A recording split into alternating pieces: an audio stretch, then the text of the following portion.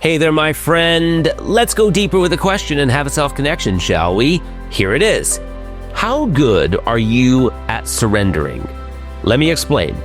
So look, right out of the gate, I can tell you my answer to that question is that I suck at it. Okay, surrendering for me is almost the same thing as giving up, which is something I refuse to do. What, you want me to just let go and trust that things are moving in the exact direction that they're supposed to? Are you crazy? I'm Stuart Knight. I control outcomes, which of course is a joke. I don't control outcomes, obviously. I mean, I can try to influence outcomes, but ultimately there are too many variables at play for me to expect that I can outright control the way things are going to turn out. And I suspect that a lot of parents with grown children can relate to this. You know, you did everything you can and could to control the parameters of your child's life, but at the end of the day, they are the ones that will choose their destiny, right?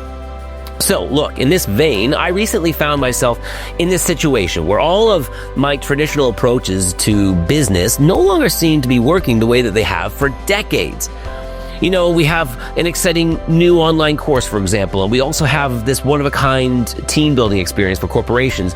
And of course, we still have our keynote speeches that I offer to audiences. However, for some reason, all of the ways in which I used to generate conversations with clients about these things no longer seem to be working. And that's a weird experience to have.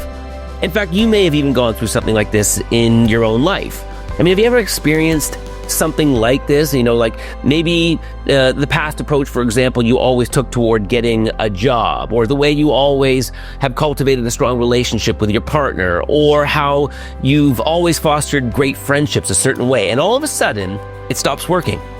It's as if like this wisdom you've gained from all of your experiences is no longer relevant. And that can leave you feeling very confused, where you find yourself thinking, if this approach that's always worked in the past is no longer working, what do I do now?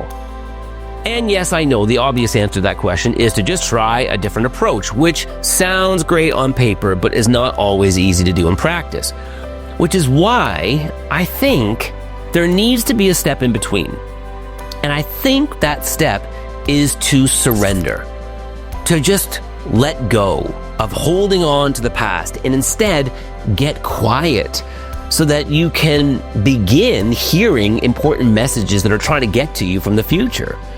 Now again, if you're like me, that's a very hard thing to do because you feel like not doing something is a cop-out, or it's a failure, or it's like you're giving up.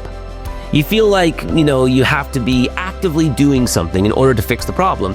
But I've learned that choosing not to do something is actually choosing to do something.